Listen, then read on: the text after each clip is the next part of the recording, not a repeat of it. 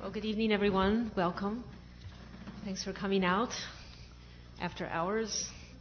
I'm delighted to be able to introduce our speaker tonight. I think it's going to be a really interesting presentation. And again, we have the pleasure and honor of having two of our doctoral students respond to the lecture. So, Reverend Dr. Thandeka, who's here this semester as a visiting associate professor of theology. She normally is a senior research professor of theology at Meadville Lombard Theological School, which is in Chicago. And the lecture that you're going to hear tonight is part of her work that she was commissioned to do for a new volume coming out by Oxford University Press, a handbook on feminism and globalization. So this, I believe, is part of what her contribution is going to be to that volume. Her published books include The Embodied Self, Schleiermacher's Solution to Kant's Problem of the Empirical Self, which was published by SUNY in 1995. And she has a more recent book, Learning to be White, Money, Race and God in America, which was published by Continuum. And she currently is now working on several articles which will be part of the Cambridge Companion to Schleiermacher. So, a Cambridge Companion to, I wrote this down at the last minute, and so Cambridge Companion to Schleiermacher, is it? And Thandeka has several articles in that. And she also now is at work on a new book, which is going to be volume 1 of her systematic theology, The Doctrine of Human Nature, and that's going to be published by Continuum. So lots of good things to look at already and lots of things to look forward in the future. The two respondents are Stephanie May and Ilene Stanford. Both of them are doctoral THD students in religion, gender, and culture. So, Reverend Dr. Thandeka.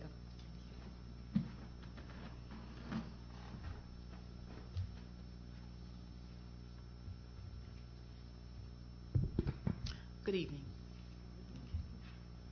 When Janine Rexton took a maternity leave as a management consultant for the multinational corporation PricewaterhouseCoopers, she left her office but not her job. Thanks to her firm's flexibility program, Rexton could do her 11-hour daily stint at home. She needed the benefits and income and loved the work, so the work-at-home option was ideal.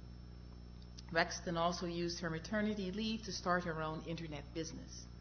When it began to thrive, her husband left his job and became a full-time partner in this new venture. Accordingly, acknowledging the risk of tying both their benefits and salaries to this new business, Rexton nevertheless concluded it's a risk we're willing to take because of the work-life balance. Rexton's maternity leave, as well as her decision not to return to her job with a U.S. multinational corporation, are typical of a growing trend among women executives. Today, 58% of women executives voluntarily choose flexible work options or a variety of other non-traditional career paths that take them far afield from the traditional male linear ascent to corporate power and success. Moreover, 37% of these highly qualified women voluntarily leave their careers for some period of time. They leave to have babies, to take care of aging parents, or for other such gender-based roles. 1/4 of these women do not return to their previous jobs. One survey found that 0% of the businesswomen interviewed wanted to return to the companies that they left. The collective impact of these individual gender-based decisions made by women like Rexton has created a near panic among U.S. big corporations. The price tag for refilling a job slot is typically 150% of the former employee's salary.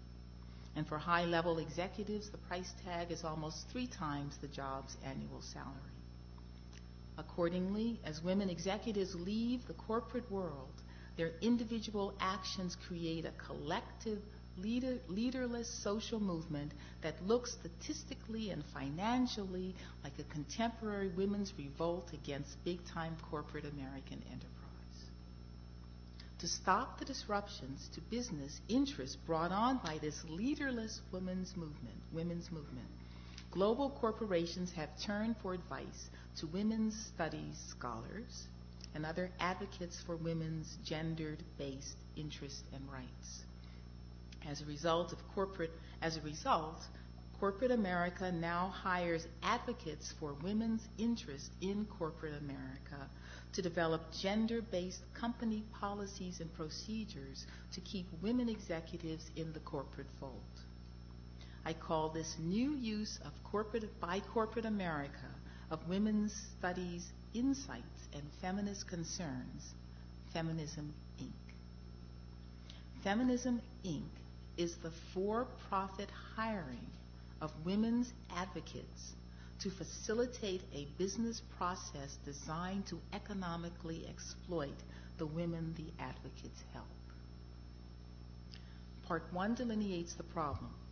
It shows how the transformation of women's studies scholarship and professional advocacy for women's rights turned into an anti-feminist, market-driven business agenda for corporate America. Part 2, proper solutions. Part 1. 3 words summarize the business world's motive for keeping women executives like Rexton on the corporate payroll. The wage gap.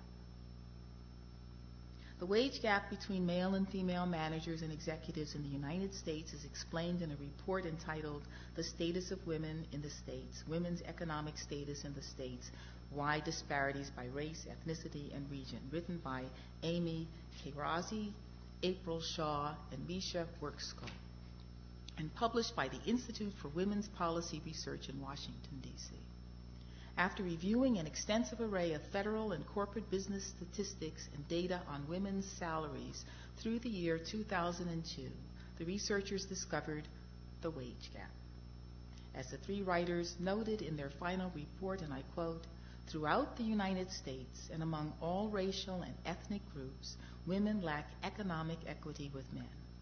Overall, women earned about 76 cents for every dollar earned by men.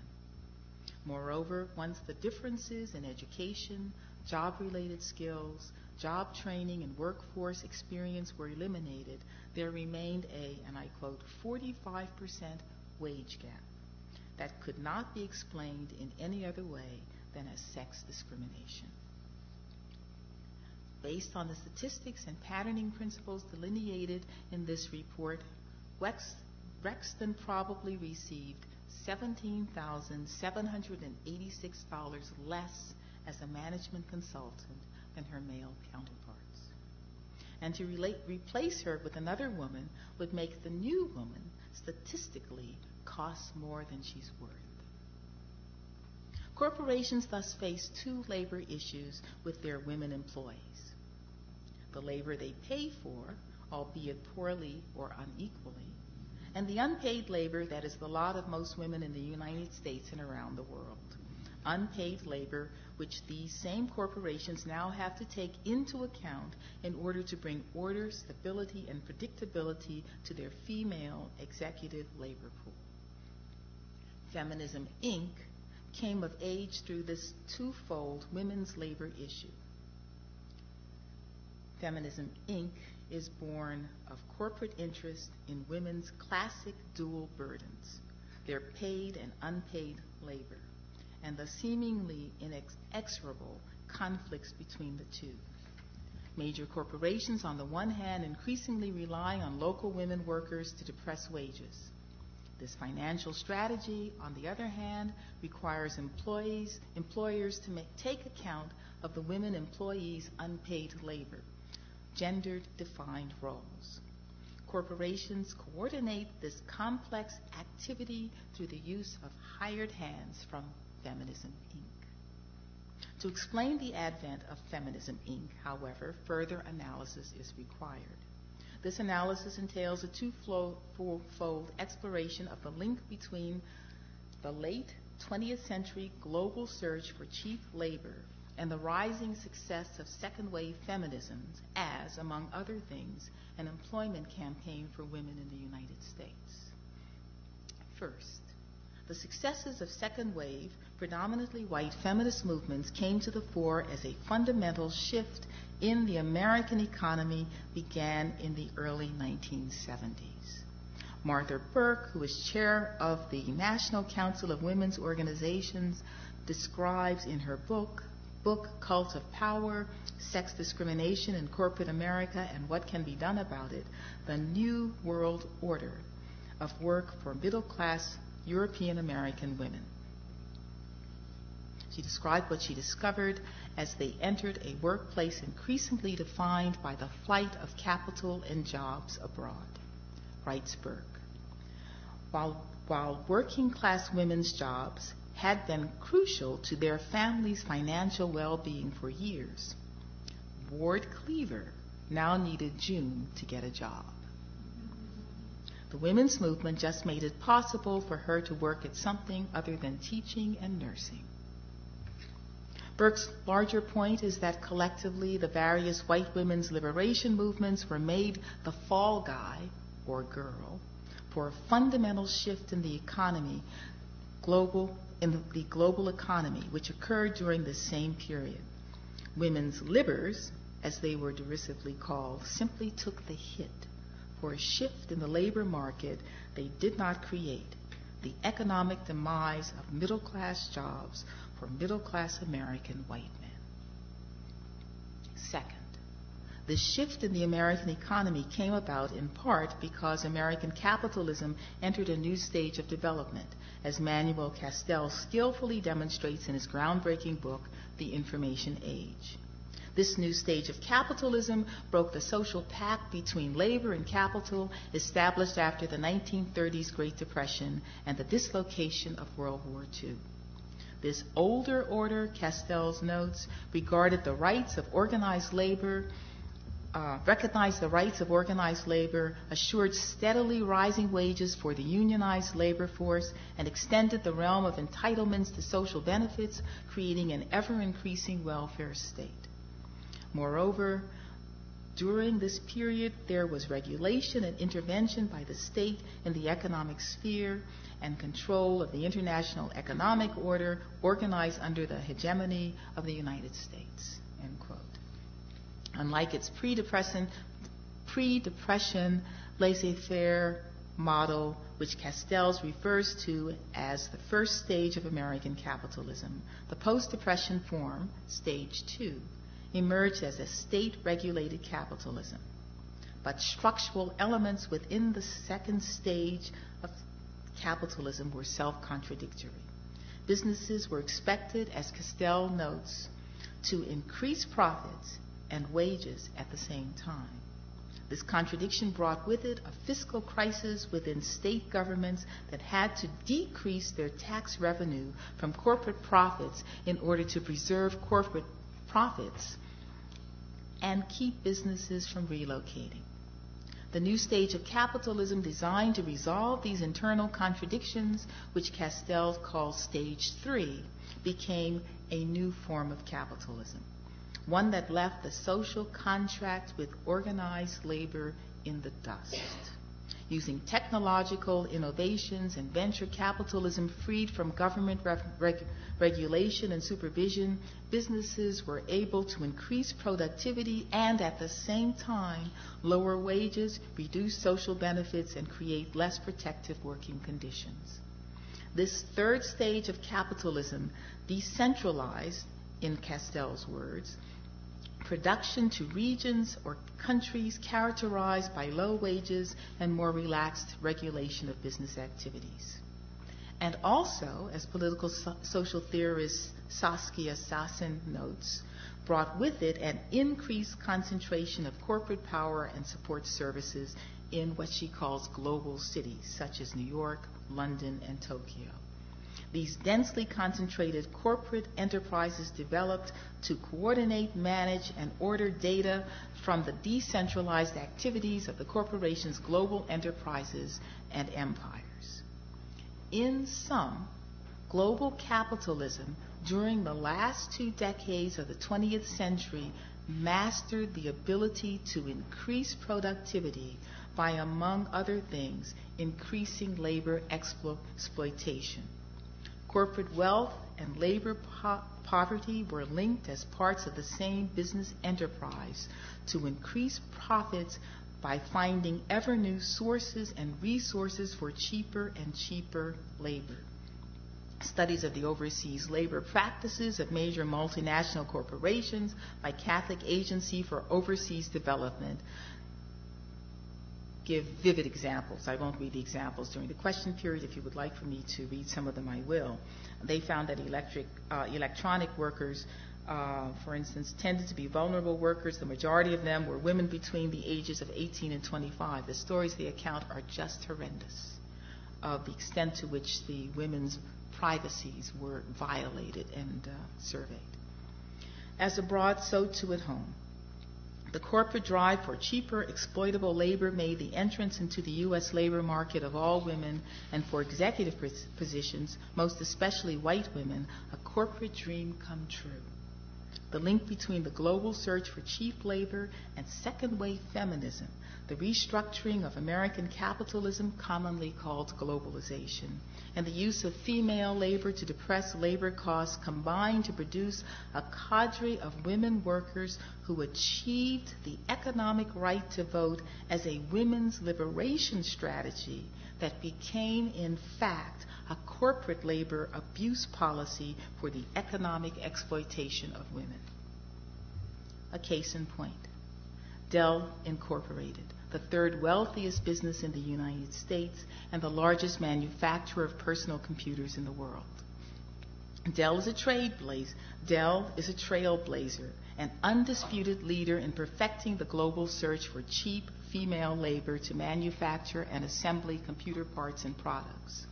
Not surprisingly, the majority of Dell's employees in the United States are women and minorities. Dell, like other multinational corporations, depresses wages by hiring desperately poor women who must work so that their families will survive.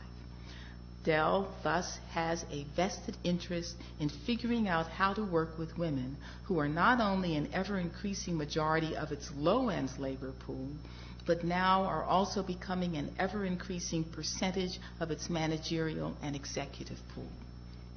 So, in 2004, Dell hired Harris Interactive, the 15th largest market research firm in the world, to conduct a global study of the subjective sentiments, feelings, and gender concerns of women managers and executives in the multinational corporation workforce. Accordingly, Harris Interactive in January and February 2005 gathered data electronically from 248 respondents working for multinational corporations. The women surveyed lived in 35 countries, 2/3 lived outside the United States. The findings were presented in March 2005 at Dell's first Global Women's Summit. Dell's Summit on Women brought together more than 30 chief diversity officers from multinational corporations around the world. When asked to comment on the link between gender issues and the financial bottom line, Thurman Woodward, Vice President of Diversity at Dell, said, "Anything we do in business needs to be connected to the bottom line for it to be sustained and also for it to be effective."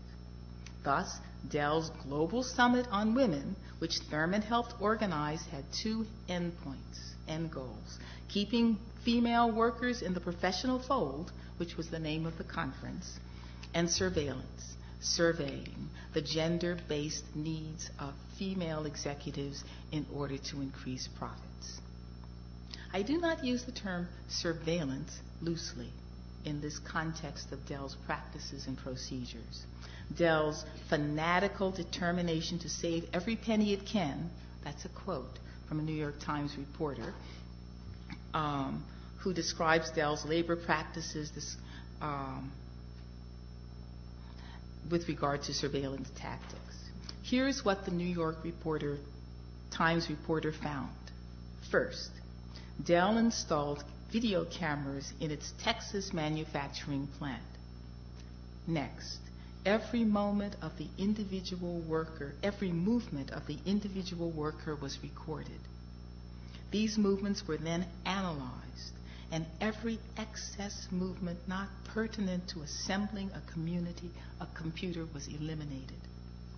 Finally, workers were taught not to twist or move except in prescribed patterns. Workers who excelled were rewarded. Those who could not conform were dismissed.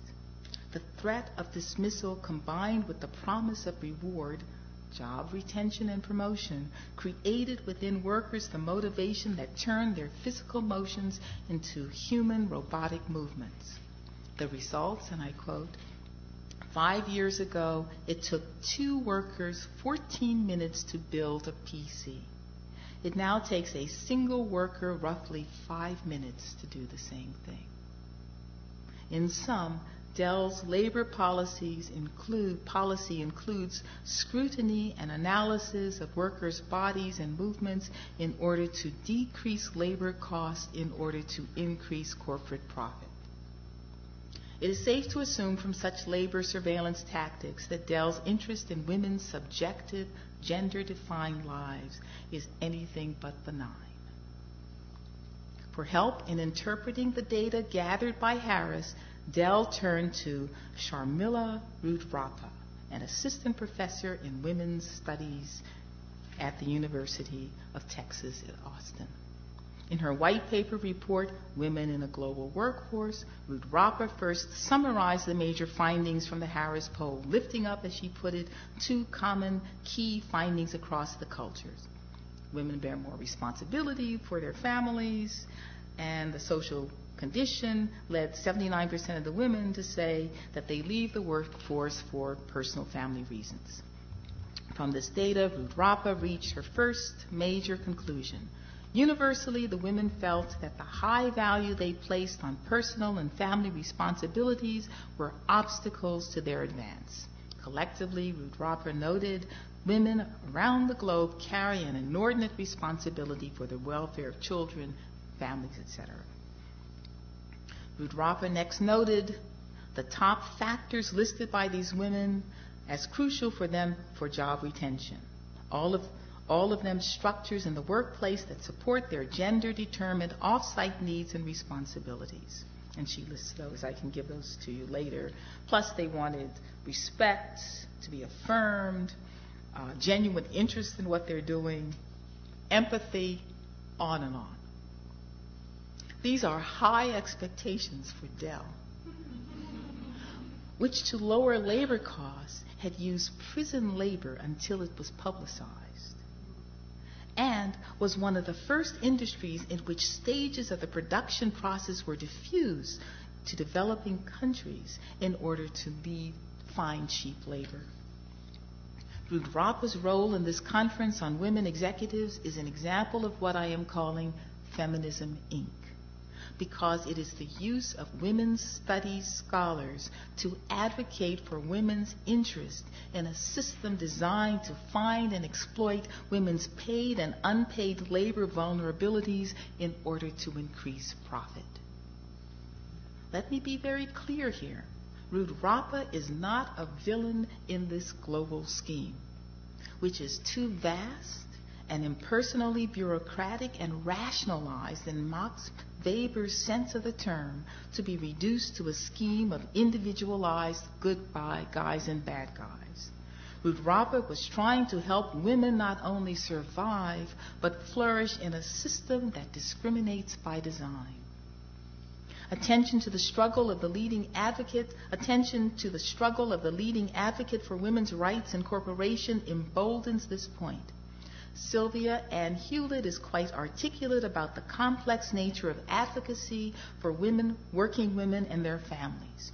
Hewlett is an economist and former director of the Economic Policy Council. She is also the founder and chair of the National Planning Association, as well as a wife and mother.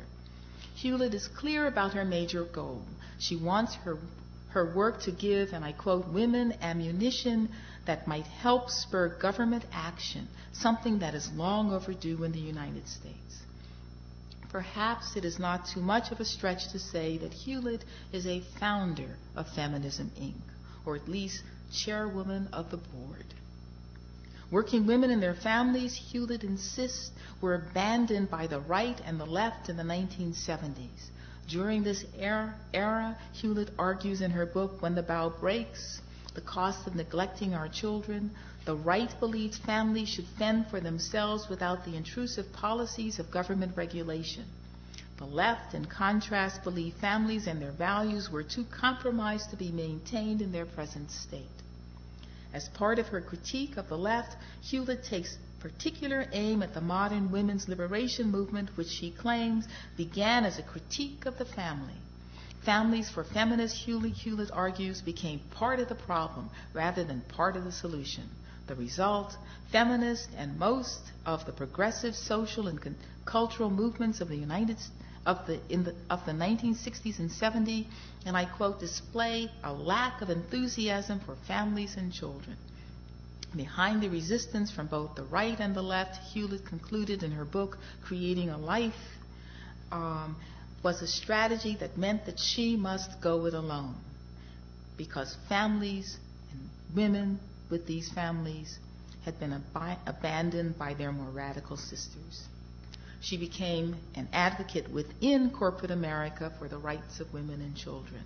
Her efforts took a decided turn for the better, Hewlett explains, as the new world of globalization gained a firm hold on the downgrading of wages and the exporting of labor in 1988. Writes Hewlett, looming skills shortages and a prospective heavy reliance on women and minorities did wonders to concentrate the corporate mind. The number of companies interested in family support quintupled overnight.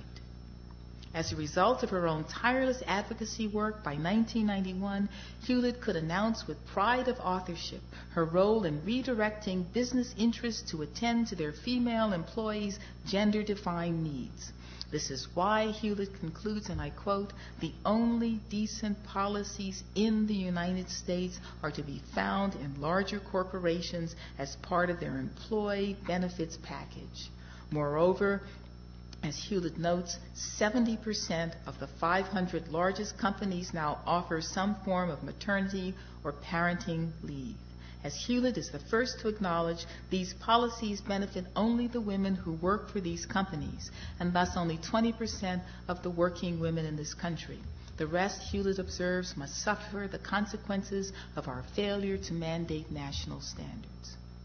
Because of the success of her work in the corporate world, Hewlett was in a perfect position to advise corporate executives not to panic as their women employees began to leave their jobs or alter their career trajectories to accommodate their lives as moms.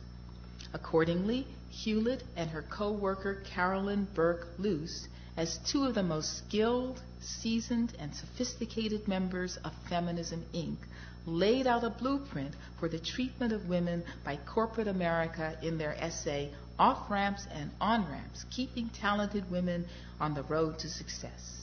In this essay, the two women try to teach corporations how to, their word, harness and redirect back to the interest of corporate enterprises the expanding commitments and concerns of women who have spent extended periods of time caring about something other than the corporate bottom line.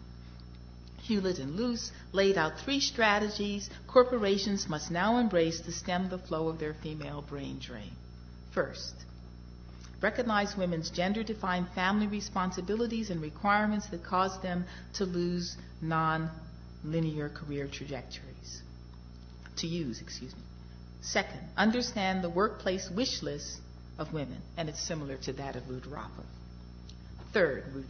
Third, support rather than punish women who choose a non-traditional rather than a traditional, i.e. male, linear route to success. The authors went on to suggest ways corporations can use these principles to develop new personal policies for women employees. First, allow women to work part-time. Why is this good business?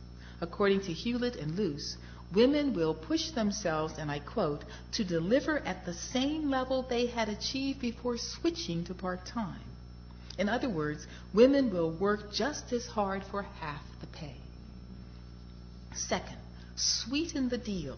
Give women the same benefits and training they had before, but reduce work hours by 60% with a concomitant depression of base pay.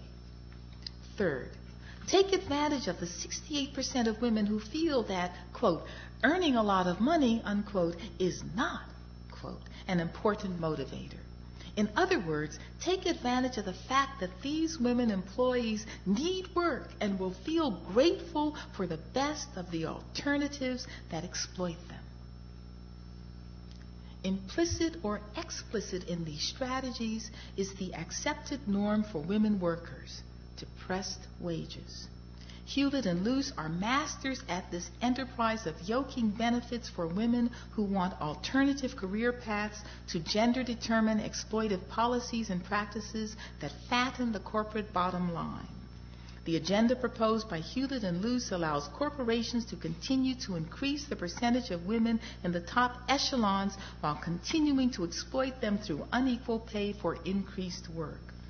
Feminism, Inc. will continue to flourish until women advocates like Hewlett, Luce, and Rudrapa no longer have to act as hired hands for multinational corporations. Part 2. Feminism, Inc. cannot be dismantled. It can, however, be transformed by the work of North American feminist theologians and women's studies scholars. These theologians and scholars can train ministers who will work with members of the incipient women's liberation movement created by the individual decisions of millions of corporate women executives to leave the corporate world for gender-defined reasons. This is a new women's liberation movement for women, men, children, and families waiting to be born. Feminist theologians and women's studies scholars can help foster this new women's liberation movement. First, they can prepare their ministerial students to work with women executives who have experienced a change of heart after they left the corporate world. 24% of the women interviewed by Hewlett and Luce were now motivated by a desire to give something back to society and sought jobs that would allow them to contribute to their communities in some way. These women are talking about a desire for paid employment that can also be a source of meaning and purpose in their lives.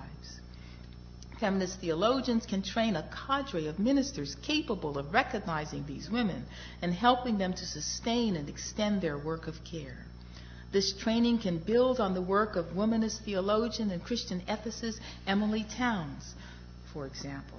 Towns uses the words an ethic of care to describe liberative feelings and the practices and principles linked to them. Towns affirms the importance of social context for this work in her book, Breaking the Fine Rein of Death, African American Health Issues and a Womanist Ethic of Care.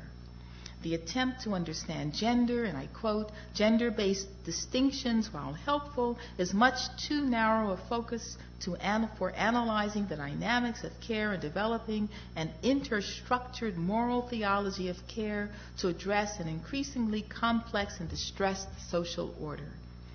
Models of care for persons and families, Towns insists, must be grounded in a person's socio-political context. Without this wider context, as Towns rightfully notes, the model devalues and dismisses the dynamic nature of who we are as individuals and the vital role communal cultural values play within any health condition, unquote. Second, feminist theologians and women's studies scholars can help the emerging women's liberation movement develop experiences of religious grounding through a shared space, a new shared space. Womanist and other feminisms, as Towns points out, feminism's work is a context-driven process. Women's studies scholar Benita Roth emboldens this point in her analysis of the rise of white, African American, and Chicana post-World War II feminisms in the 1960s and 70s. Each of these feminisms emerged out of a wider social protest movement. White feminism emerged from the New Left and the anti-war movement. African American feminism emerged from the Black Power liberation movement in northern urban America, and the Chicano movement emerged from the Chicano movement. All of these movements, Roth points out, also had an elective affinity, an inter-movement relationship among liberal and progressive women who had their minds and hearts set on liberation. The economic context for today's women executives is globalization. In each of the non-gendered designated categories such as class, race, ethnicity, age, religion, and immigrant status, categories used as guidelines in the world's search for cheap labor, women come to the fore.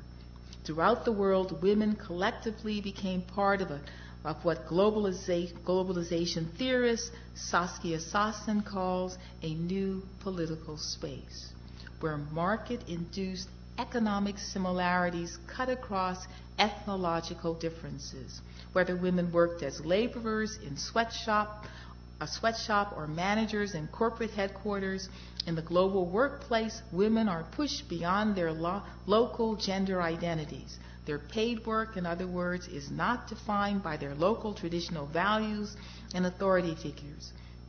This new political space, Sassen argues, has the potential to create a political liberative movement that transcends without canceling the local culturally defined differences of its participants. Women's studies scholars and feminist theologians with disparate culturally determined and defined identities can collectively help foster the birth of this new transcultural political space. Recognizing the fact that it is always women who emerge as the cheapest source of labor, for example, women's studies scholars and feminist theologians from different cultures and with different identities can work together to bring to light the interrelationships between race and the status quo. They can focus attention upon the link between gender, race, and the status quo among women executives in the United States. The vast majority of women executives in the United States who leave their corporate jobs are, for example, white. Moreover, they are, for the most part, white women who do not rock the boat. So argues Ella J. Edmondson Bell and Stella Nkomo in their book, Our Separate Ways, Black and White Women and the Struggle for Professional Identity. When the authors interviewed women executives and managers for their book, they were surprised, as they put it, to discover that few of the white women interviewed identified the women's movement as a significant influence in their lives. Thus, the white women in our study, as they said, may be part of a group of women who did not embrace or identify with the values of the feminist movement of the late 60s. The authors suggest that these women have come to believe that issues of women and discrimination are no longer salient. However, the authors note, in contrast, the African American women we interviewed talked a great deal about the influence and impact of the civil rights movement on their lives. As the authors note, and I quote, the white women as a group entered corporations with a certain amount of ingenuousness. Most admitted not being prepared for the corporate cultures they entered, and most did not expect to have a difficult time fitting in, unquote. But their attitude changed quickly, as Bellin and Como note. It did not take the white women in our study long to feel intimidated by the male-dominated environments they entered. Consequently, they had to learn to overcome the uncertainty they felt. But rarely did these white women, Bellin and Como said, speak about trying to change their companies. Unlike their black counterparts, these white women did not strive to be change agents, radicals, either within or outside the system. More to the point, these women did not express outrage when they began to realize that they were the target of sexual discrimination. As one white woman said, it took me a long time in the workplace before I realized there was discrimination and before I realized that's just the way it was. I wasn't going to fight the system. In contrast, the black women executives interviewed by Bellin and Como were raised in a culture of resistance that had its beginning in the subordinate state of the African American community brought on by racism, classism, and sexism, unquote. Bellin and Como note that, as I quote, black women have historically been encouraged and prepared to resist whenever possible. So the root of black women's tempered radicalism is a sense of injustice that black women do not deny or try to soften. But something quite interesting is taking place as white women leave the corporate fold. Their exodus from their jobs is rocking the boat. As Lisa Belkin notes in her 2003 New York Times Magazine article, The Opt-Out Revolution, this exodus is now a staging area for an incipient women's revolution. When women leave corporate America to have children, Belkin argues, they are not opting out of the modern feminist movement. It simply looks that way. Their decision to leave the workplace for gender-defined care, giving responsibilities, is not the failure of a feminist revolution, but the start of a new one. Thus, the new revolution, Belkin insists, is about a door opened but a crack by women that would usher in a new environment for us all. This incipient rebellion is being formed in the heart of the global market, in part by thousands and thousands and thousands of white women. Feminist theologian Bonnie J. Miller McLemore, author of Also a Mom, Work and Family as Theological Dilemma, suggests churches can become places for listening, brainstorming, and holding, and for exploring new ways to think about congregations' commitment to work. Congregations have a crucial prophetic role to play in confronting the values of a materialistic Protestant work ethic that puts profits before people. On this score, the needs of children must no longer be our lowest priority. The jobs related to women, to children, our lowest status, worst paid positions, or caring for children, something of little value. Carry something of little value. Miller McLemore's work is particularly pertinent here because she focuses pointed attention on the needs of white middle-class women like herself.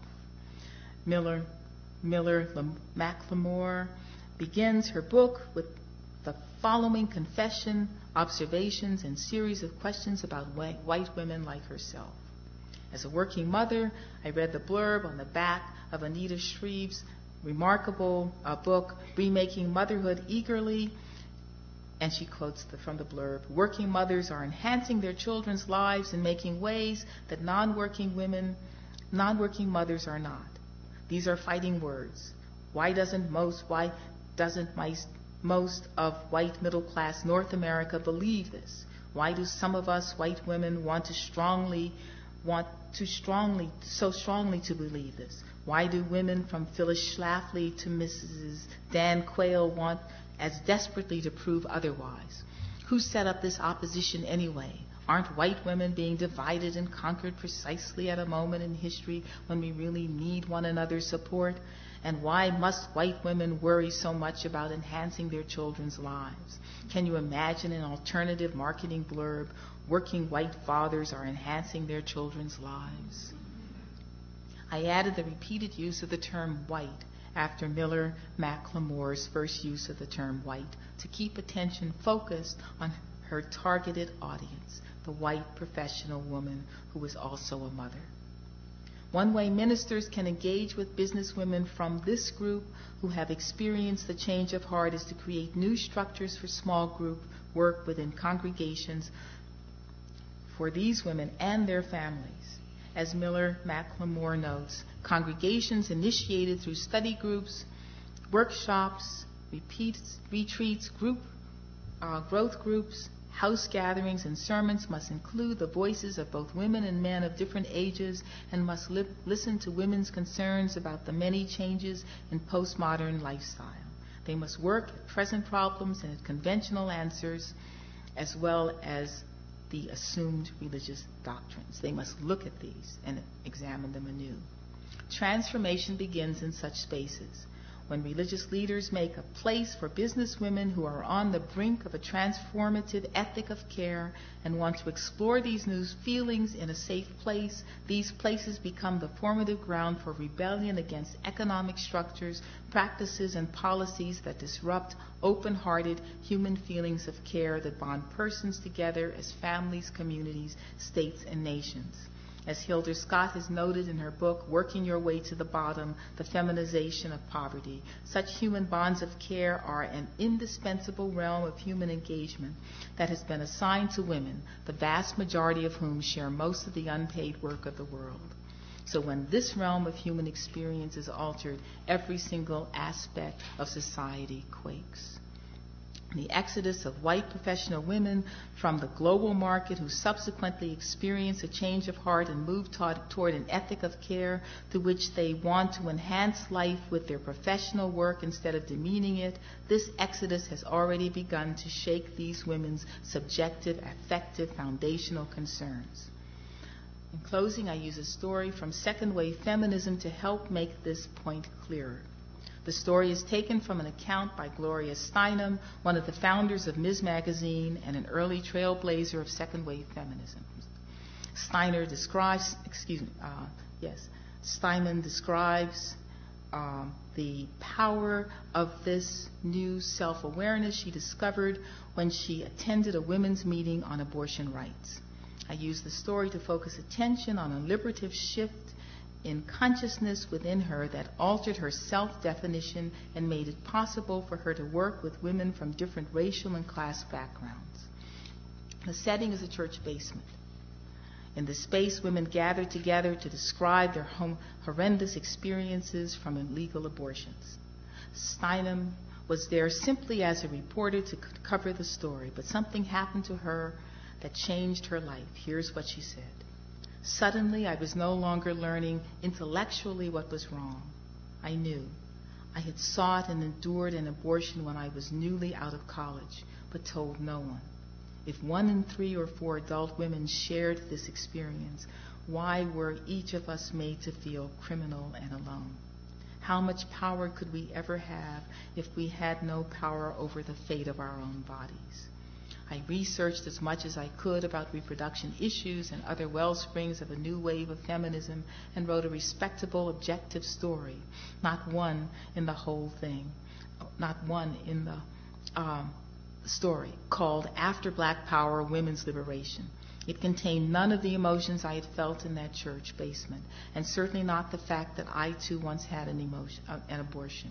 But I did predict that if these younger, more radical women who had come out of the peace and civil rights movements could affect what were the middle-class reformists of the National Organization for Women and join with poor women already organizing around welfare and child care, a long-lasting and important mass movement would result.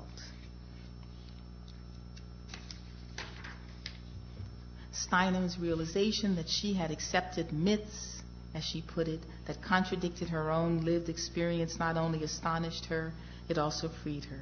She discovered the difference between what she actually felt as a woman and what she had learned to believe she must or should feel as a woman. The collapse of the difference between the two states had hidden from view her own lived embodied experiences and those of the women around her. Having stepped beyond the dominant social myth about what women are and how they should feel and act, she was capable and ready to learn from other women of all colors and classes, how to, as she put it, figure out the politics of her own life. She called this dawning awareness the first light of early consciousness.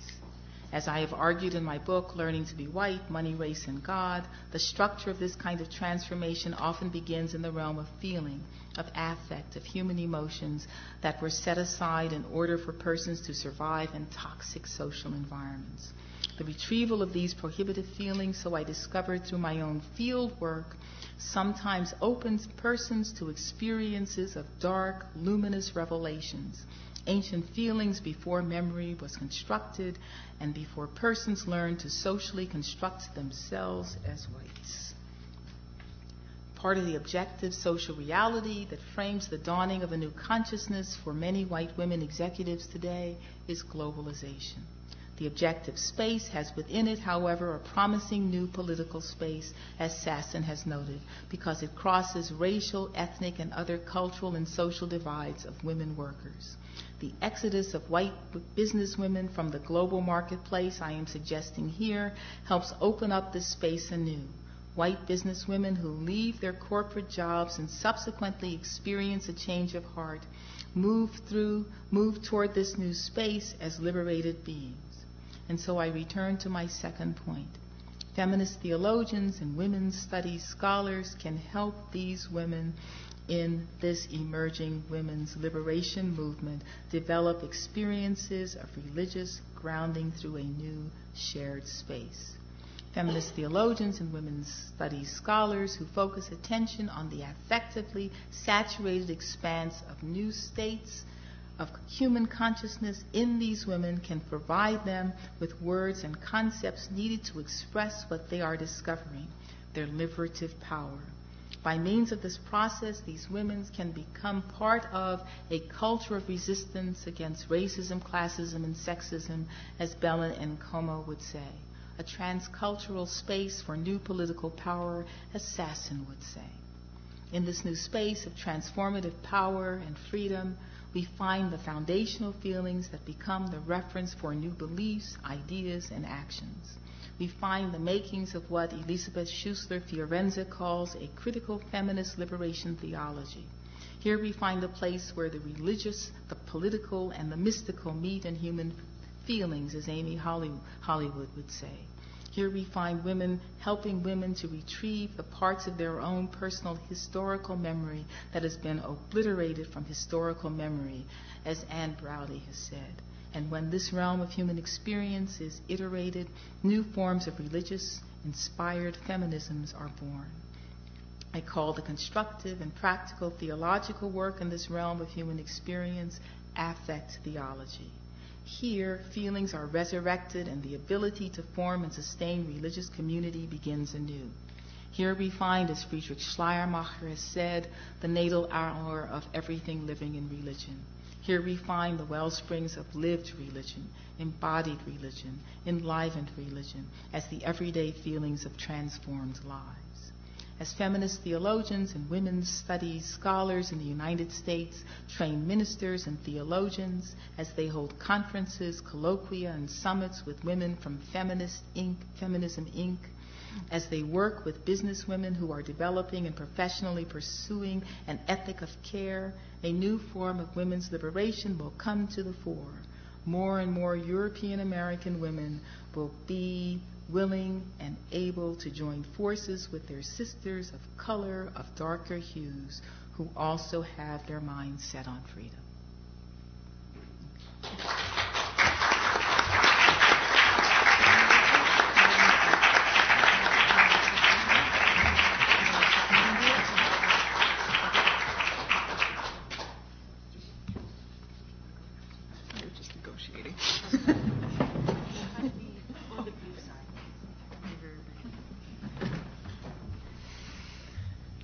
I had an advanced copy of this, but I have been wrestling with this all day because there's so much in your lecture, and I appreciate your thoughts. Because there is so much, I'm just going to raise a few questions that jumped out in my mind as I read and listened to you tonight. One is regarding the wage gap. When I went back and did a little more research on what is the wage gap and one of the things that surprised me is I guess I'd always assumed that it had to do with equal wages for equal pay for equal work.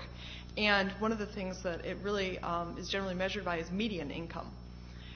So of course you're looking at a range of opportunities and types of professions that both men and women are having. And what struck me about that then is that the wage gap is really pointing a lot to large structural issues in terms of what opportunities do women and men have for different jobs and economic opportunities.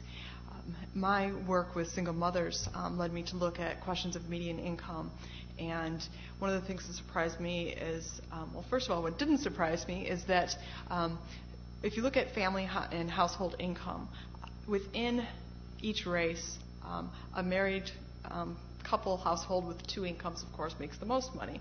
And then married couple with the woman not in the workforce is the next, and then the man who's a single father is the next, and then there's a big drop down to the single mother who has the lowest median income. However, when you start looking at across races, suddenly the white single mother makes as much or more than the African American or Hispanic married male. And I just bring that up because I think that there's an important thing when you're talking about family and life and work issues, that family structure has a lot to say. So my question is, with the white executive women that are leaving the workforce, how much of that is because they have the opportunity to, because they're married to a white male that's making adequate income? I'm also a single mom, as I said, and so I'm here in Cambridge, and it's astounding to me how it's almost a new status symbol to be able to be the mother who is home and in the classroom with her extra time.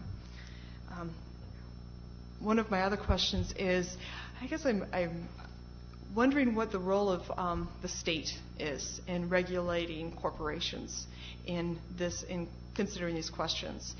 Thinking about the way that the government ideally would step in and limit how far the corporations can go, and hold corporations accountable for the full cost of what they're doing. For example, pollution. Through taxes and so forth, as I understand it, they're forced to be accountable to some of the full costs. My question is, if that's something that corporations recognize, is that a possible argument to ask them to continue to have the government step in and say, step up more to the full cost of what these workers have to pay in terms of health care? If anybody knows more information, I seem to remember reading something recently about a state that is creating a Walmart law because they realized that the policies of the corporation were, by default, leaving all these people on the state Medicare rolls. And my other question was just about the role of religion. What is the role of religion now in creating the values of women? How many religious women are in corporate America? How many women opt out already because they already have different values that say, I'm not going to be a part of this? And then my own interest these days is in the rhetoric of home. And I'm very skeptical of this rhetoric. And because I think when you start talking about balancing work and home, you're talking about 2 different spheres rather than really recognizing that it's an interconnected, constantly present, both elements, that we're all at one time both economic producers and consumers. And I think that as a society, we need to be more upfront about the role of dependencies. We've all been dependent at some point. Most likely we all will be dependent at one point.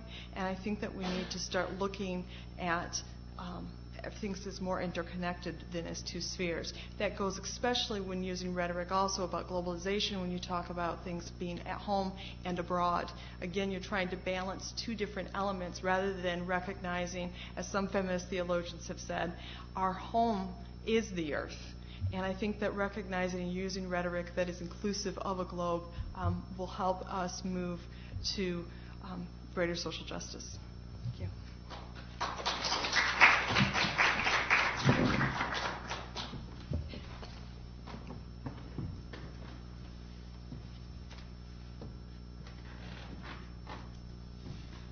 Hello, and thank you very much. I too spent the day thinking about her paper and was taken back into a previous life of my own. I was an industrial engineer as an undergrad and learned actually how to do those studies that you were talking about in terms of Dell.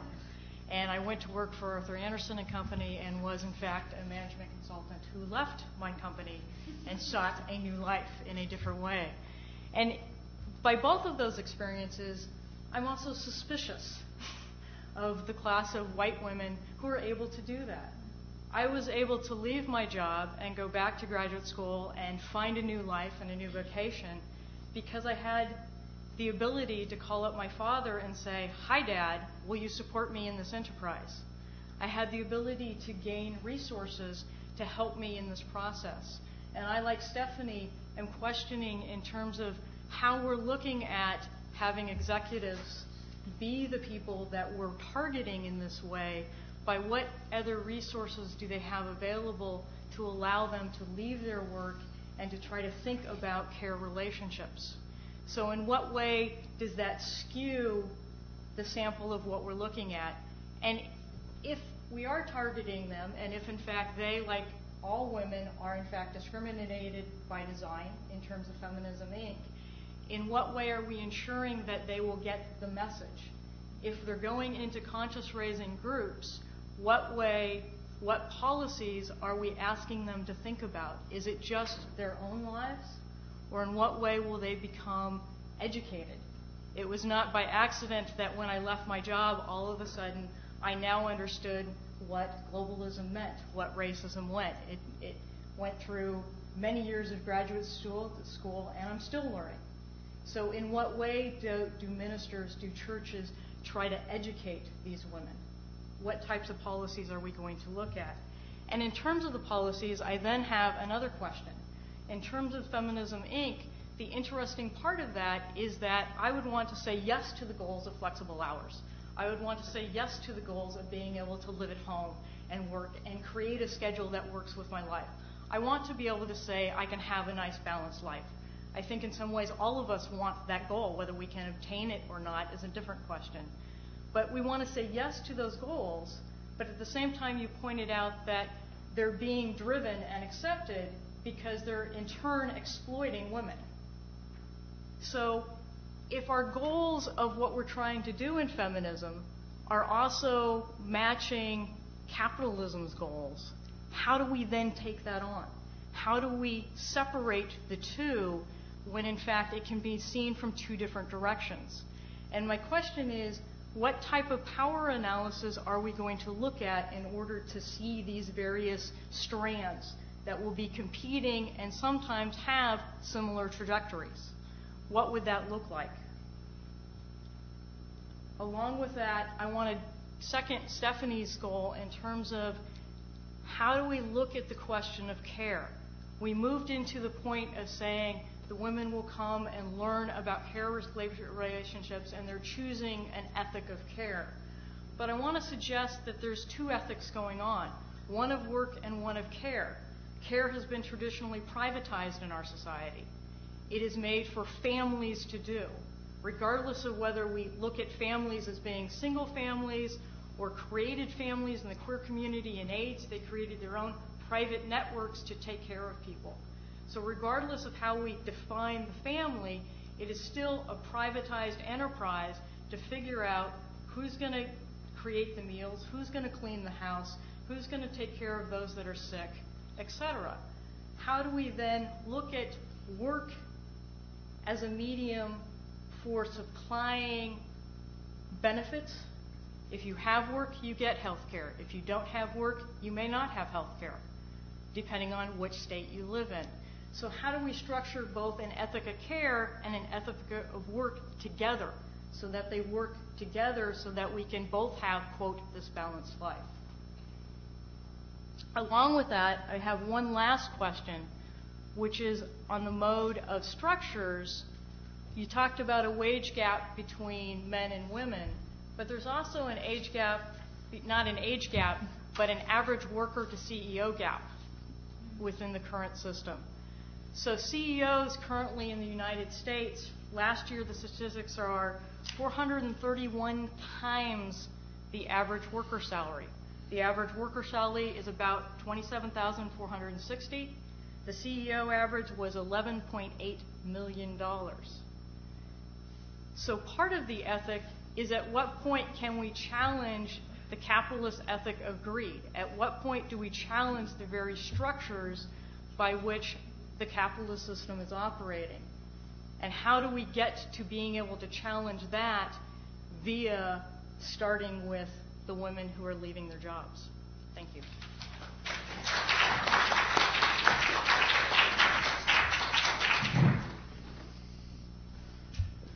Thandeka, do you want to respond briefly, or do you want to open it up? Which would the floor prefer? Do we have questions? bursting out on the floor. Okay, please. Thank you very much. 93% of the women who leave their jobs for gender-defined reasons have to go back to work. So I question the use of the term privilege. Privilege, yes, in comparison that some women can't leave at all. But I think that if we simply broaden the lens just a little, we note the fact that with the third stage of capitalism, most people now have to work. And if we put everything in that context, then brothers and sisters have a lot to talk about. I'm very suspicious of the use of the term privilege. And that is not to deny structural differences having to do with gender and race and the rest. But I always think of the term privilege when used in this country in the context of the way in which Primo Levi used the term. He was an Italian Jew who spent 3 years in Auschwitz as a chemist, and he survived. And he said he survived because he had privilege. Now this is privilege for a Jew in Auschwitz. The way in which the term privilege in this country is used should be understood as a privilege not to be tortured in a certain way, and that's not a privilege.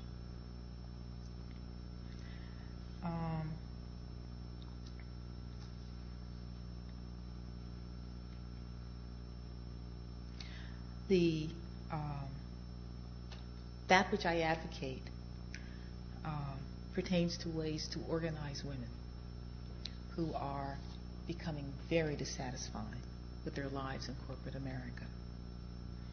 Nothing will change, basically structurally, until we have a new political space, Sasson, in which there are numerous people who are working on the same issues. Thus, I see small group power and its formative power within religious organizations as the place to organize the discontent. This is exactly what the religious right did. And this is why they are in power today, with 38% of the population.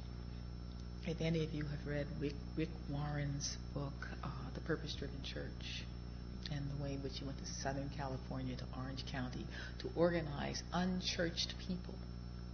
If you read the demographics of these people that he went door to door to get, and has one now of the fastest, largest growing churches in the country, Saddleback. If you read the demographics of these people, they're just like Unitarian Universalists. Pleased with their jobs, on and on and on. He calls the man Saddleback Sam, and he calls the woman Saddleback Samantha. He went door to door and organized these people. Liberals can do the same. That's where the power comes from. Otherwise, it becomes simply formulations about what we can or ought to do, as opposed to working in the streets with the people where they are. And if a woman says that she is suffering, even if she's making $1 million a year, I accept that claim because I do not have a right to say to someone, oh, my dear, I'm sorry, you're not suffering. So I truly reject the notion of suffering, of privilege, without in any way wanting to ignore the extraordinary differences within groups of people in this country. I just don't find that the term privilege helps anymore. How do we educate these women? How did Rick Warren do it? It's purpose-driven life, purpose-driven ministry. His book is magnificent. I make my Unitarian Universalist student read the book. Everything he does has a purpose to it. everything we do in organizing should have a purpose to it. That's what happened during the Civil Rights Movement. That's what's happening with the religious right. And that's what needs to happen with moderate, progressive, and liberal Americans. And that, I believe, is the power of Sassen's work as a political theorist. And her recognition that, as she said, women are now coming to the fore at the center of globalization. And because the process cuts across their cultural differences, it creates a transcultural space for persons to work together who are radically different in terms of their identities, but share now common issues having to do with globalization. So we have to look for the common ground and organize from there. Questions of care. I guess I began in those two questions of care, yes, of one of work, one of care, who we're going to take at home, who will take care of the family while the woman works. If we simply widen the framework and have a grassroots movement, including the middle class, which is what? Including the middle class, we then have the numbers to create the politicians who will provide different structures for the caretaking of American citizens. Presently, we do not have that. And the structure of the country, the structure of the law and government is such that this is understood not as a responsibility. In order to shift that, there has to be a national mandate that comes from the organizing of people who are hurting, and that includes the middle class.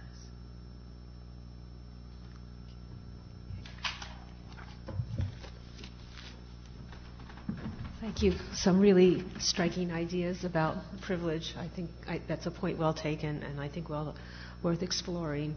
And your points about the middle class, and also some very striking connections being drawn between theology and what we're doing here in an academic setting, and its really practical and widespread possible implications. So I'd like to take some questions from the floor. Christine.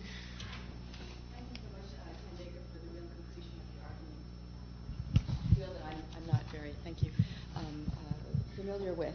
And also for those of you who want to join a conversation, Liberal Theologies, I founded an AAR consultation, so please send me your email. We have a website. That's my plug. And now my admission that I find it very hard to talk in this forum because many of the issues that you raised have really touched me emotionally in my own life. So kind of speaking in this forum as a cold and calculating intellectual is absolutely impossible because good. Of the real, the gripping stories and the resonances with your work. One of the issues that I've been wrestling with for a long time in feminism is the search for an adequate category to, I guess, schematize or categorize what you've described as the discrepancy between the women who are, the corporate women who are idealists in a certain way. They're very much centered on their subject matter and allow that focus on the subject matter to make them politically naive in such a way that they are the victims of their own liberation. And I think those studies have been done in Germany, for example. There was a study on the very few women who are professors, and that these women say that the only motivation for being a professor is not political success or financial success. It is actually the love of the subject matter. And it is this love of the subject matter that I think moves women to accept part-time salaries, as you had indicated. Yet that real focus on the ideal seems to prevent those same women from being grounded in reality. As you described, these women are either blind to or ignorant of or refuse to acknowledge the reality of the women, of the laborers who they are oppressing. And I find this discrepancy between the ideal and the real not only exhibited or described for me in your paper, but also in actual lives of feminists where there seems to me to be such a discrepancy between the practice or in the feminist movement as a whole.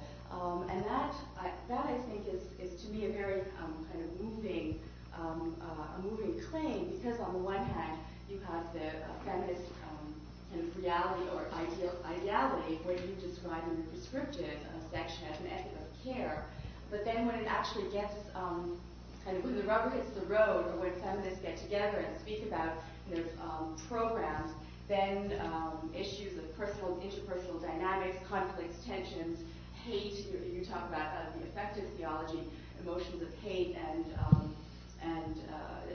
a lot of more ambiguous realities come into play. So this is, I guess, something that I'm wrestling with: the ideal prescriptive ethic of care and the actual care that, if I guess you translate it back into the German, and Heidegger uses Sorge and then gets into his whole fundamental ontology of anxiety. I think an ethic of care would plunge me into a feeling of anxiety because of the actual reality of the way that women relate to each other in political situations. So this is something I'm wrestling with, and was inspired by your paper. I don't have a question, but if you'd like to comment, I would appreciate that. Thank you very much. What you say makes sense to me. I find usually that the ideal does not prevent women from focusing on the actual reality, but their anxieties and fears. And this, in essence, is what you said. So to focus on the ideal in this way is to watch the birdie, when what is really going on is the terror of women who ostensibly have privilege, but have learned at home in toxic environments that they are at risk.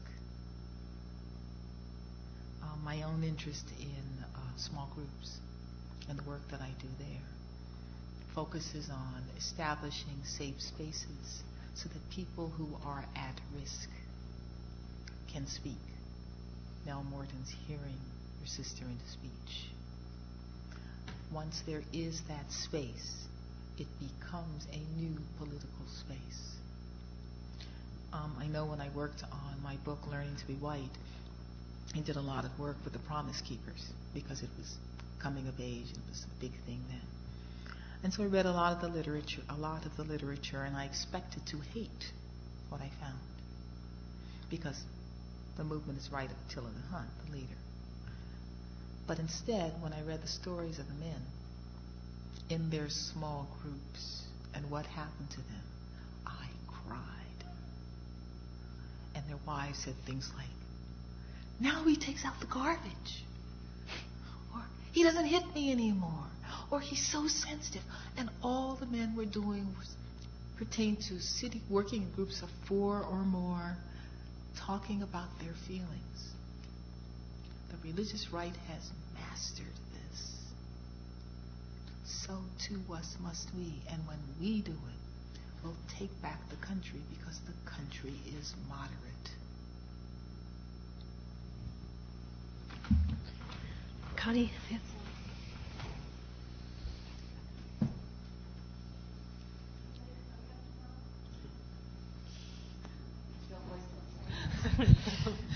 You're not at risk. So. It's so compelling what you're saying, and so inspiring to me. But I realize and the example you used of this purpose-driven church is a fantastic example to make the argument that consciousness raising, that the idea that you can tap into this anxiety that people who seem to be doing fine, driving SUVs, living in big houses that they always wanted, thought they always wanted, are actually in some way dissatisfied.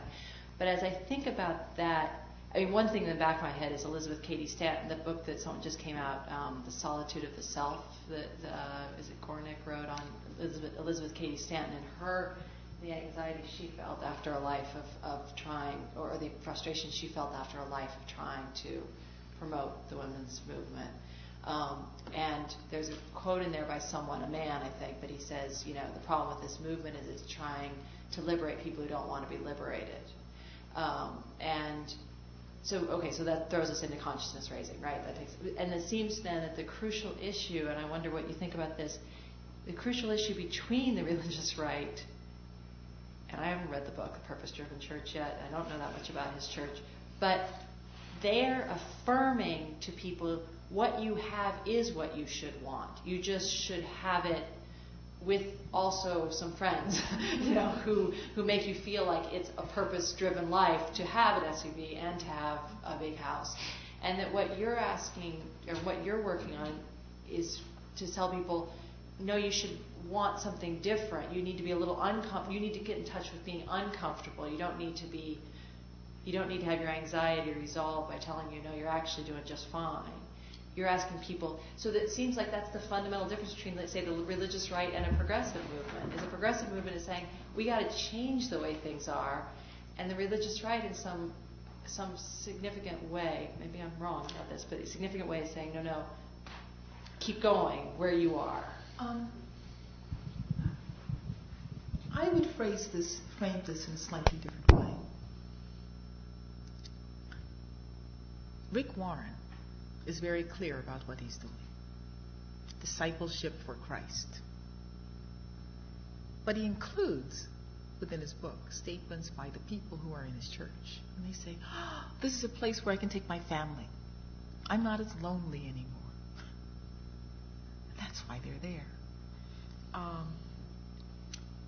The mega churches are filled with just hundreds and hundreds and hundreds of small groups. And so, at one of the churches, for instance, after the church service, all the hairdressers will get together and they will prepare the hair of unemployed persons who don't have the money to get their hair done but have a job interview.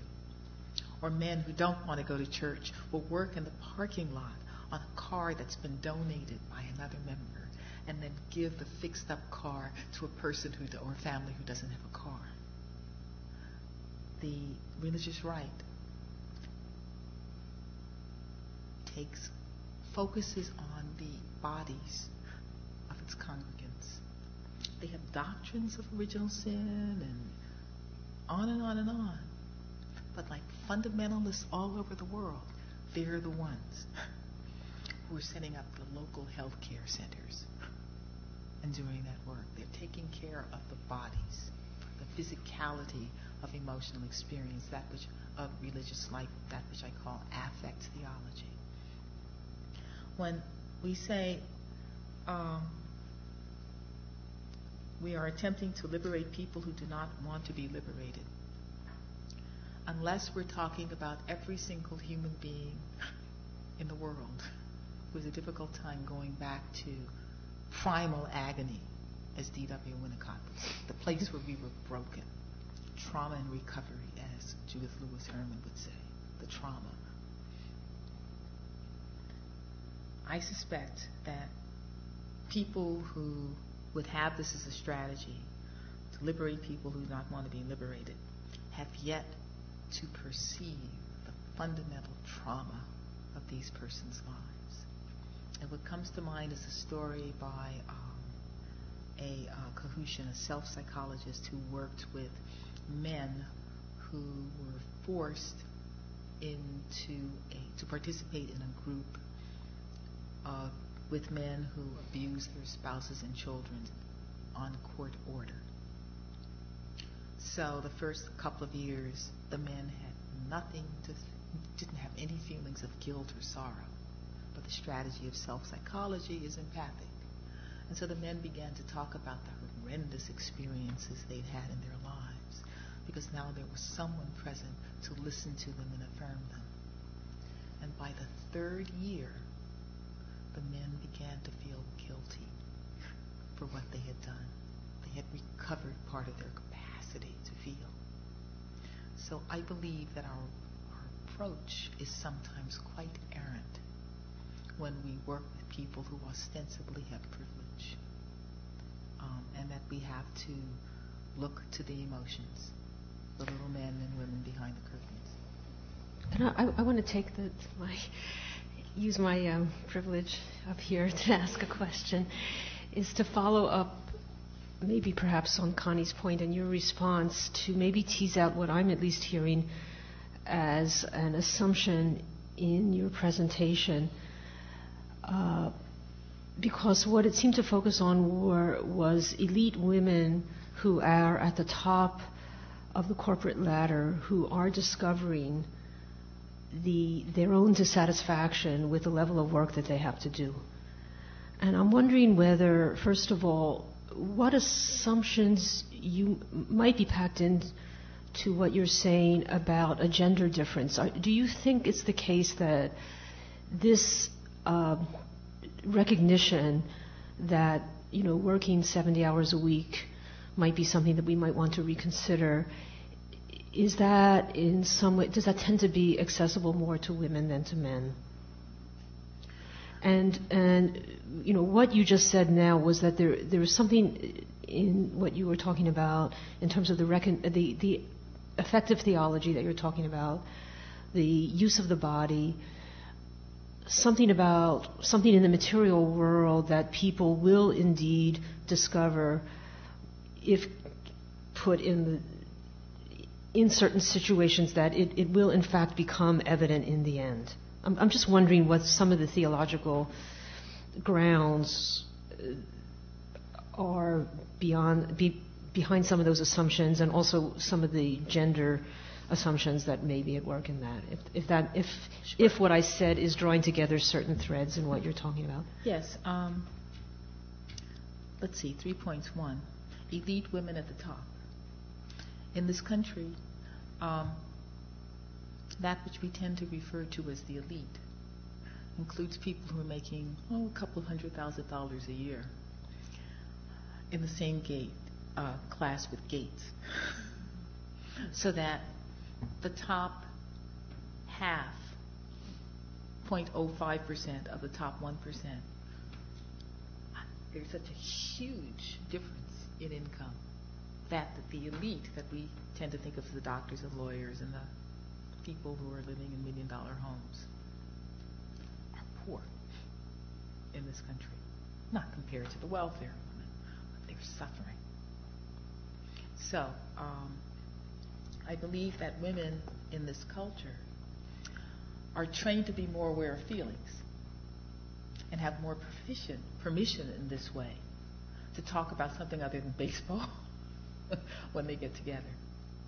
And so there's more of a possibility for the awareness of the abuse that they are experiencing going on within their lives, because they have permission, because they're women, to talk about the feelings. But the power of movements like the Promise Keepers is that it's there to come out. What are the theological assumptions for this? The nervous system. In toxic environments, there tends to be a splitting off of feelings that cannot be held on to and remain and allow the organism to remain in place. Abused children tend to adore their parents. So, the theological system pertains to the way in which the ability to move back and forth between thoughts and feelings is broken. That, as Winnicott says, that primal breakdown, the fear of breakdown. That disruption of the ability to move back and forth between thoughts and ideas disrupts what became foundational for modern theology through Schleiermacher, is the ability to move back and forth between thought and feeling, which he located in the nervous system. His affect, in this way, his affect theology, his attempt to give balance to Kant's rational theology. So Schleiermacher made the experience of Erlösung, redemption, the experience of having the barriers removed so that one could again experience what he called God consciousness. Not God, but the ability of being inextricably interwoven with life itself. So, thus recognizing that for Schleiermacher, and also for me, the natal hour of everything religion is not religion, religious claim, but the actual ability of the organism to experience a moment of unbrokenness. And from that, utters up, comes out the gestures and the experiences and the patterning principles and the traditions which define a particular religious community. And that's what I call affect theology. That makes the connection. Yes, Elizabeth, yeah. I'm not going to the bourgeois Schleiermacher. I want to go back to your talk, which was very interesting, and the responses. You pointed out yourselves that black executives, women executives, did not think of leaving their job, whereas it was white, whether or not they're middle class or elite or whatever you want to qualify them, white women executives were considering to do that. Now, I thought then you would go and analyze that the gender understanding or the gender inflection for black women in terms of their own culture is quite different than for white women.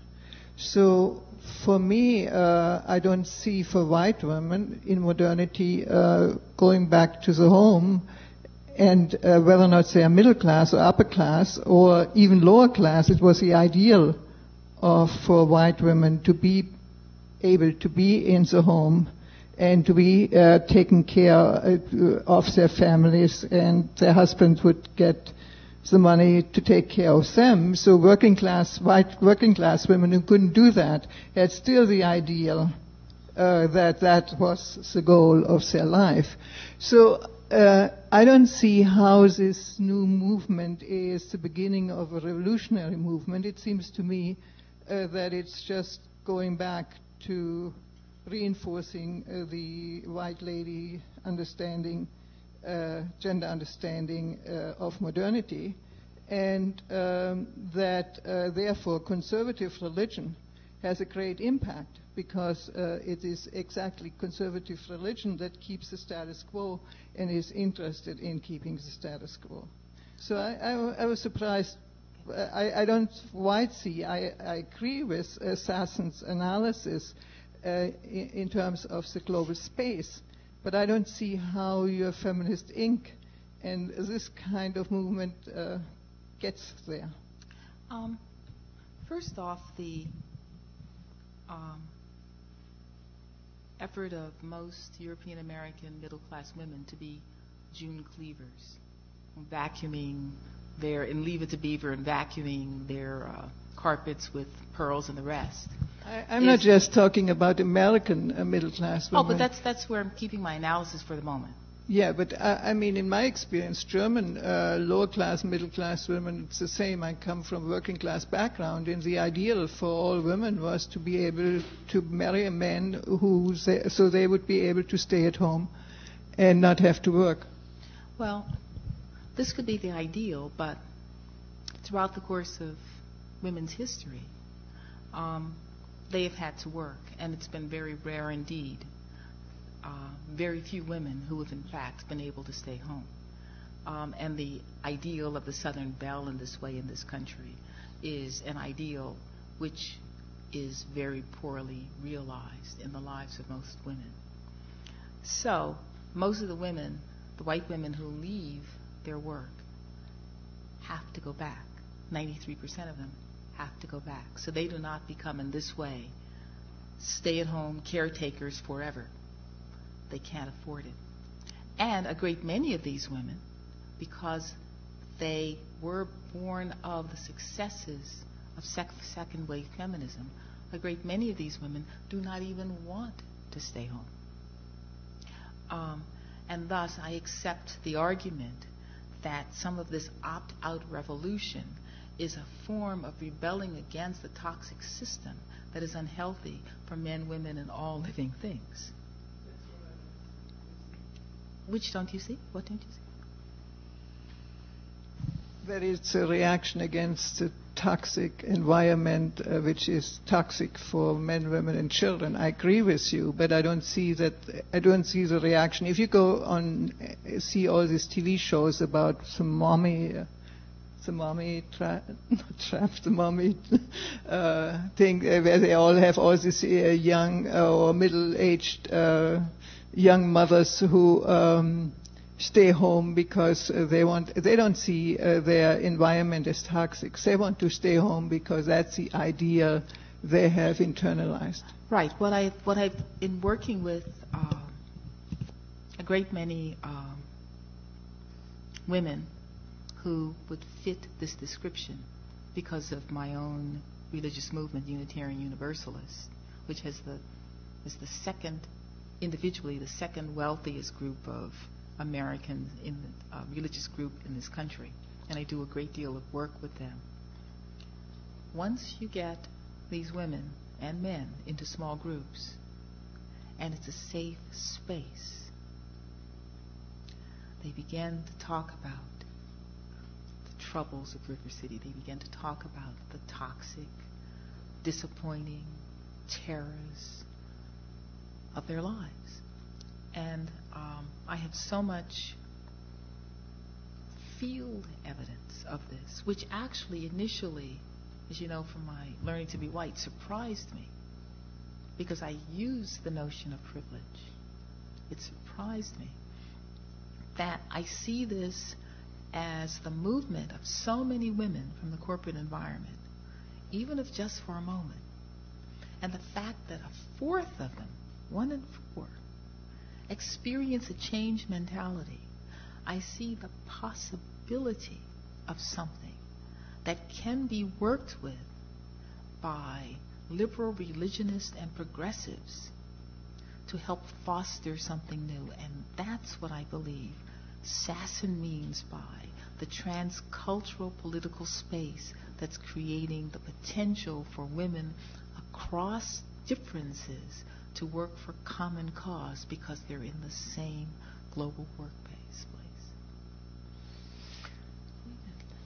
Leila, did you have a question? It's extremely vague.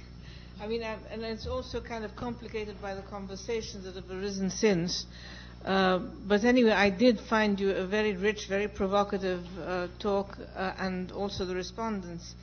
Let me see, how do I begin? For one thing, I did find very interesting that you were saying this is not the failure of feminism, but about the beginning of maybe of something else.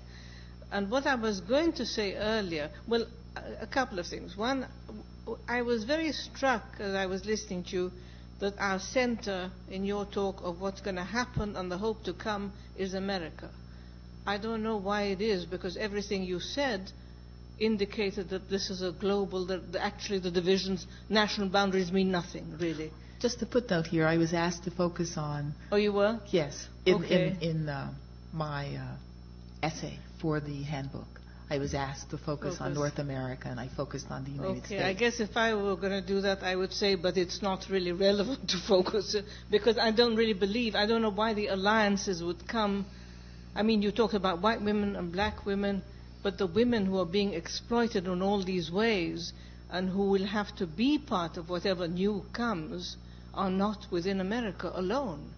You know, I mean, I'm just kind of rambling, because one of the things and the other thing is I was thinking in that connection as I was listening to you, when I came to America 25, 30 years ago, whenever it was now, America was the center of the feminist movement. I'm not sure that this is where people would come today if we want to take the next step forward. Oh, I agree with you, but the question for me, I agree with you. The question, though, becomes, kind of drop your bucket where you are. What do we do with... I discovered something in just reading the literature as I began to prepare to do the work for the essay. I discovered this odd phenomenon of women exiting and thus corporations panicking. And so the question for me became, how can we take this dissatisfaction, this movement, and midwife it? So thus, it wasn't I discovered a possibility that fit into the claims of Sassen's work about the possibility of a new political space.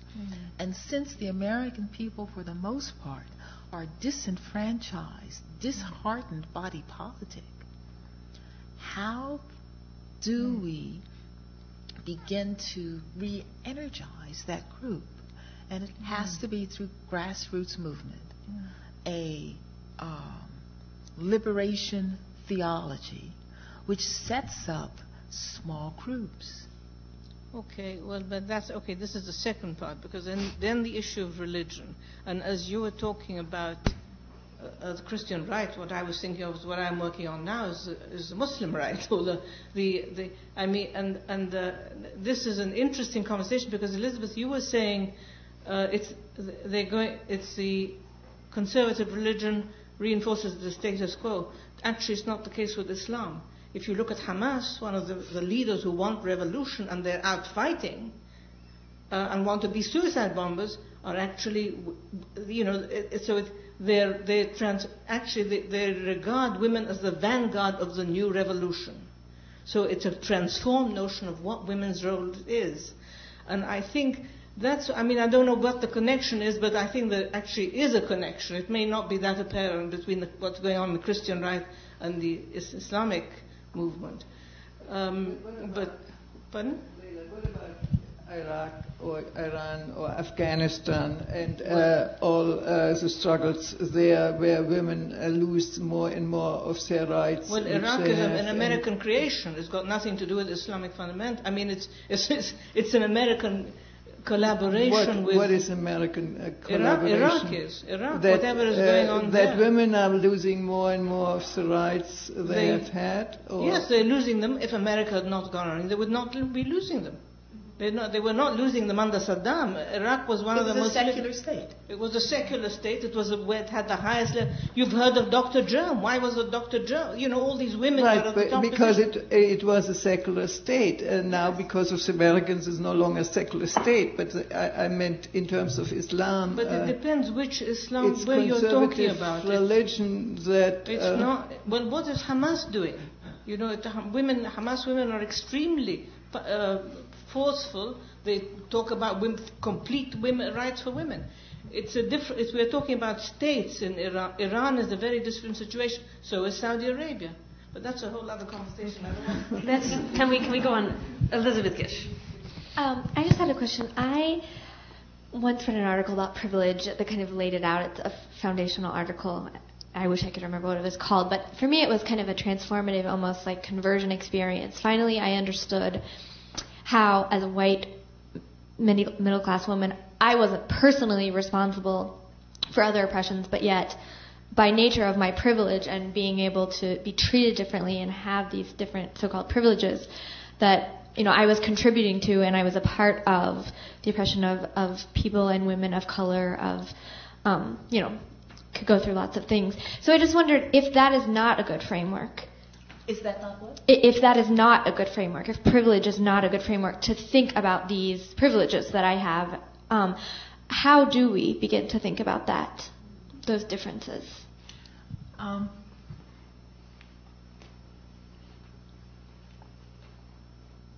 3 ways. 1, personally, you go back in your memory and you find the stories that within your caregiving communities that made it dangerous for you to act in certain ways or to be with certain kinds of people. And you go back and you find the feelings that were present at that moment when you discovered that restriction which surprised you. And when you bring up those stories and those feelings, especially in a group, we're just telling their stories, you discover the common elements: fear, confusion, desperation, a loss of a sense of community. And what I have found, quite to my astonishment, again and again and again, as I go around the country doing this work, with privileged women and men, that the content of their racial identity of privilege is not a racial issue, but a covering for emotional loss, having to do with how I had to be in order to be loved. That fact astonishes me again and again and again. So, thus I question the notion of privilege at a subjective level.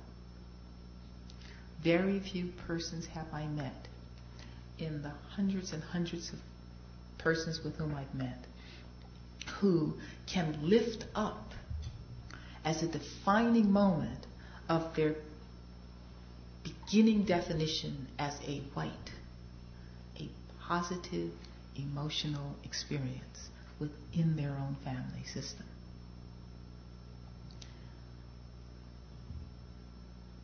When this step is taken, what a great many people discover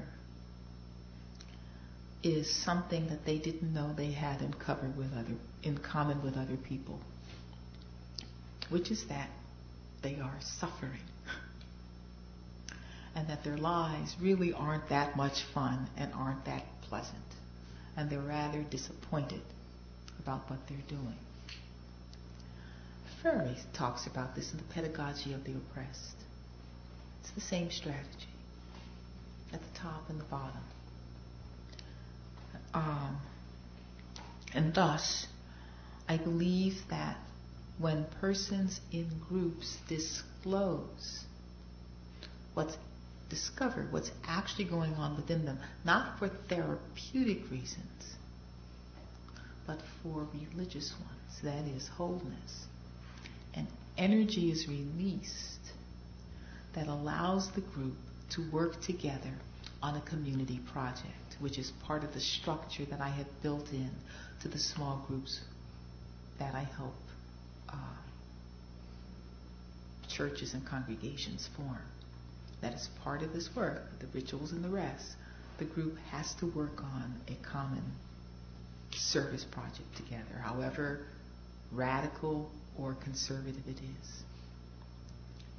So, what we do not have in this country adequately for liberals and moderates, I believe, is a vocabulary that allows us to pay attention to the ways in which we've been injured by those who love us the best. I would recommend to you a book by CHAU, Amy Chow, CHAU, called World on Fire. It's just astonishing. I think we should allow one more question, and I'm calling on Molly. I just have a very simple question.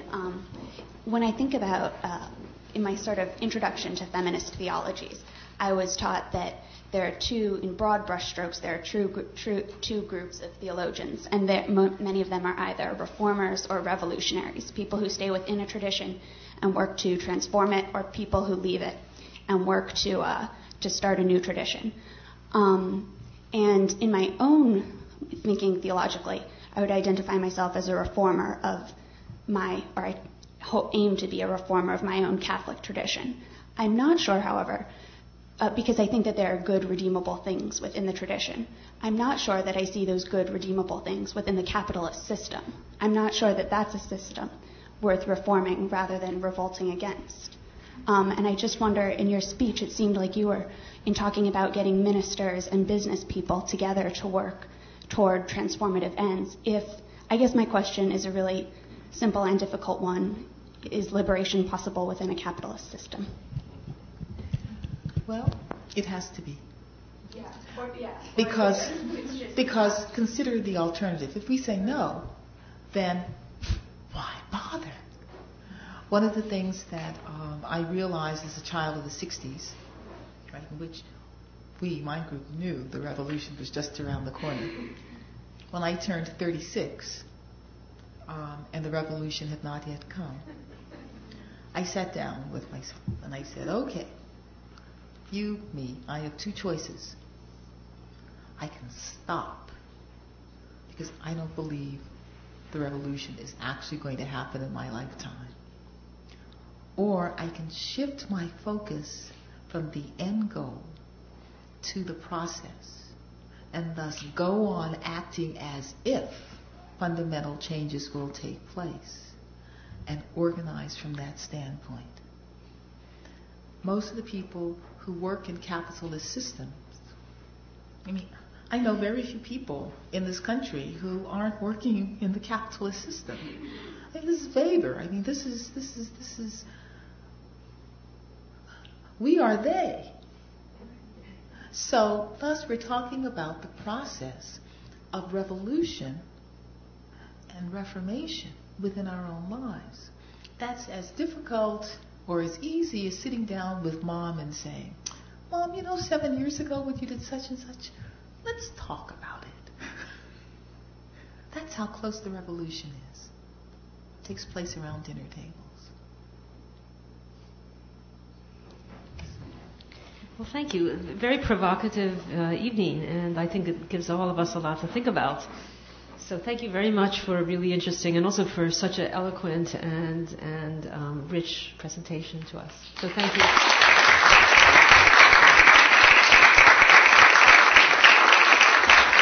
And thanks also to our two excellent respondents who got the discussion going very effectively.